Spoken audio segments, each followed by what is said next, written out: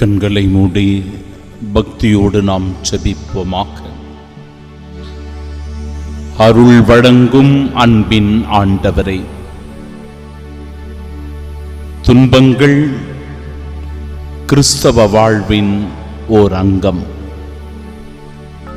கிறிஸ்தவர்களாக இருக்கிற ஒவ்வொருவரும் அன்றாட வாழ்வில் வருகின்ற சிலுவைகளை சுமப்பதற்கு தயாராக இருக்க வேண்டும். எவ்வளவு துன்பங்கள் வந்தாலும், நெருக்கடிகள் இன்னல்கள் வந்தாலும் மனம் சோர்ந்து விடக்கூடாது, மனம் தளர்ந்து விடக்கூடாது, மனமுடைந்து போகக்கூடாது. சகோதரனே, நீ படுகிற துன்பத்தை நான் அறிவேன். சகோதரியே, ஒவ்வொரு நாளும் நீ அனுபவித்துக் கொண்டிருக்கிற வேதனைகளை நான் உணர்ந்திருக்கிறேன்.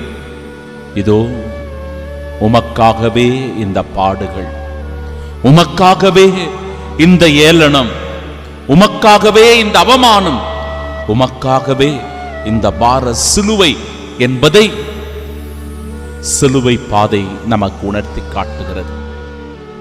இயேசுவின் சிலுவை பாதையை தொடர்கிற என் அன்பு சகோதரனே, சகோதரியே, இந்த அவமானங்களை, துன்பங்களை, வேதனைகளை தாங்கிக் கொள்ளக்கூடிய மன உறுதியை இந்த தெய்வீக பலியின் வழியாக உணருவோம். இன்றைய இறை வார்த்தையின் வழியாக மன உறுதியையும் ஆற்றலையும் வல்லமையையும் நம்பிக்கையையும் பெற்றுக்கொள்வோம்.